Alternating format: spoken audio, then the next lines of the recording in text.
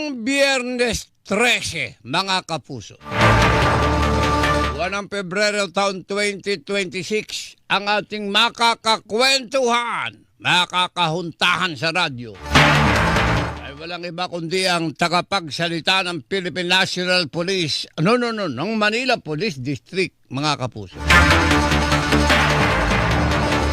Police Major Philip Ines, in short, Philippines. Yes, sir. Magandang hapon po sa inyo. Sir? Yes, Major. Alright. Okay.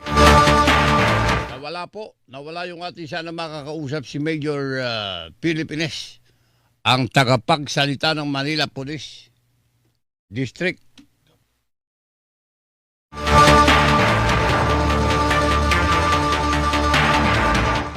Okay, pag itatanong ko lang naman ay kung kukumustahin natin, matao na baga, mga kaibigan, dito sa pinupuntahan ng ating mga kababayan, ang Dangwa. At saka yung papaghahanda sa Chinese New Year, malapit na rin. Alright, Major Philippines, sir, magandang hapon ulit sa iyo.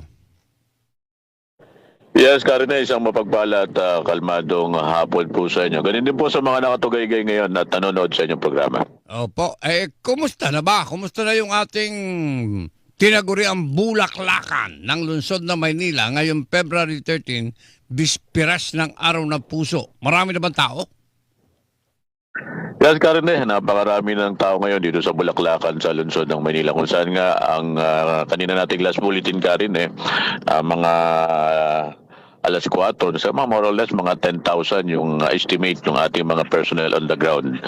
Ganun pa man, Karin, may mga pulis tayong naandun ngayon. Meron tayong police assistant desk, dalawa yan. At may deployment din tayo mismo doon, yung mga naka-uniform at saka naka-plain cloth, yung mga tinatawag nating sikreta. Para bantayan natin yung ating mga kababayan dito sa may area ng Dangwa. Alright. Pagkahubangan niya sa inyong karanasan, ito ba majority anong edad ng mga taong bumibili ng bulaklak dyan sa Dangwa?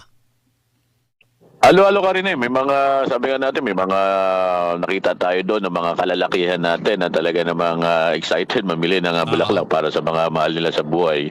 Yung mga estudyante nandun din at yung mga iba-iba nating mga kawani ng pamahalaan natin, yung pribado nandun din. At maraming tao talaga ngayon dito sa may area ng Dangwa. Pero medyo mas nakalalamang siguro ang bilang ng medyo kabataan kaysa medyo may edad na. Tama kayo ka rin pero sabi nga natin, pa sa mga ganitong pagkakataon, hindi tumatanda ang puso. Ay, okay ka.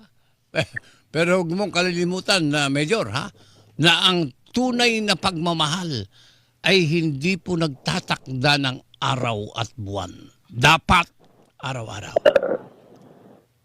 Tama pa kayo ka rin dapat sabi nga natin yung ating pagmamahal. Lalo na doon sa ating may bahay, di ba? Sabi nga 24/7, 365 days a year po yan. Yes, huwag naman yung para sa pakalala ito ng mga negosyante para komite.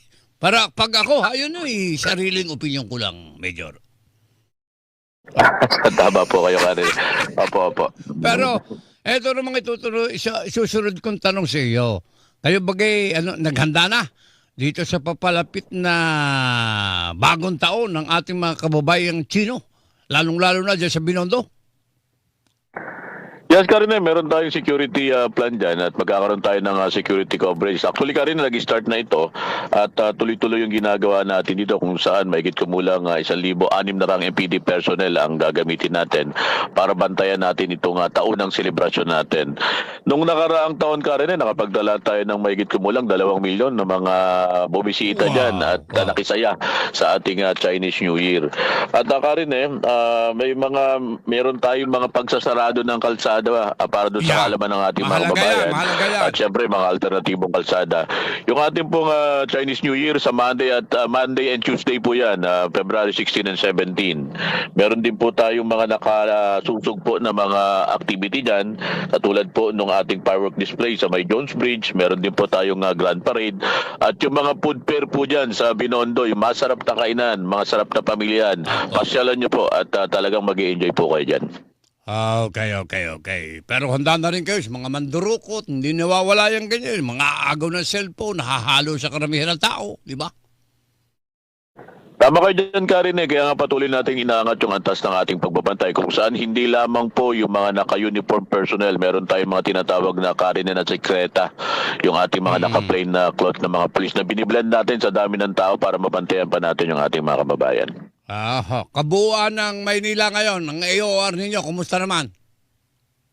Karen, wala pong anumang kaganapang pumukaw sa ating kamalayan. Kanina lang po nagkaroon tayo ng selebrasyon nating 125th founding anniversary ng MPD. At katulad din po nung nabanggit ko sa inyo nung nakaraan, nagbukas na po yung ating Manila's Finest Working Museum. At sabi nga po natin, nakaka-proud, makita po natin yung mga binuong kasaysayan ng mga pulis Maynila. Oo, ngayon pala yun, 125th anniversary ng Manila Police District. Well, congratulations sa iyo saka sa mga miyembro po ng Manila Police District, sir. Maraming salamat po, Karen. At sabi nga po, nakakatuwa nga po at makita po natin yung mga artifacts po doon na naipon po natin. At makikita po ng mga kababayan natin pag napasyal po kayo sa punong impila ng Police Maynila. With that, sir, thank you very much. Mabuhay po kayo. Happy anniversary. Maraming salamat po, Karine. Sa ngalan po ng aming Chief PNP, ng aming pong Regional Director ng NCRPO at ng aming pong District Director, ang aming pong punong taga-Timon, Brigadier General Arnold Evangelista Abad. Makakaasa po kayo sa mabilis na nararamdaman at dekalidad na serbisyo para po sa Manileño. Sa kalmadong hapon po. Thank you very much, mga kaibigan ninyo. Napakinggan Police Major Philippines, tagapagsalita ng Manila Police District.